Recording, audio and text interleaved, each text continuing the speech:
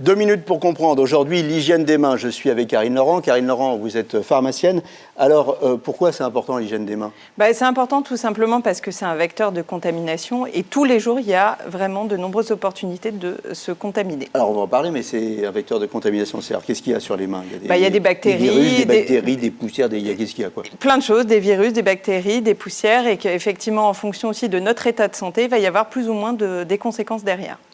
Donc les mains, on se les lave après le métro, la barre, là tout le monde a touché, tout le monde a transpiré sur la barre, ça c'est un vecteur de... Oui, alors je dirais dès que vous êtes en contact dans des lieux publics, il y a de grandes chances en tout cas de se contaminer, donc il faut bien penser à se laver les mains. Également quand on arrive sort au des boulot toilettes, après, on se serre la main, donc là on fait un petit tour au lavabo. Exactement. Alors d'ailleurs, bisous ou on se serre la main? Ça dépend. Je dirais, il faudrait savoir si votre interlocuteur n'est pas malade, parce que moi, je l'ai vécu de nombreuses fois où la personne vous fait la bise et vous dit après, tiens, j'ai oublié de te dire, mais je suis malade.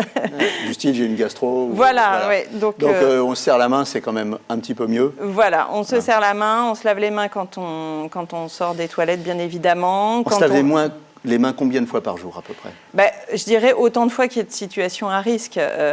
Donc si vous êtes amené à faire de la cuisine, avant on se lave les mains. Si vous avez éternué et que vous toussez, il faut vous laver les mains. Comment on se lave les mains? Alors, je dirais, moi, la préconisation... Comme les chirurgiens, on remonte, on se lave les mains comme ça? Alors, on se lave bien les mains, en insistant bien évidemment entre les doigts, sous les ongles, et dans un premier temps, avec de l'eau et du savon, ça suffit. Voilà. Sauf si vous n'avez pas effectivement de l'eau et du savon. Il y a plein de choses en pharmacie, il y a des solutions, tout ça, c'est bien aussi. Oui, voilà, c'est vrai qu'on est aussi tous des vies très très actives, et des fois, on n'a pas forcément de l'eau et du savon sous les mains. Mais idéalement, c'est vraiment ça qu'il faut en tout cas préconiser, et s'il n'y a pas le choix, des solutions hydroalcooliques. Lavez-vous les mains. Voilà, c'était 2 minutes pour comprendre. À bientôt sur Capital Santé.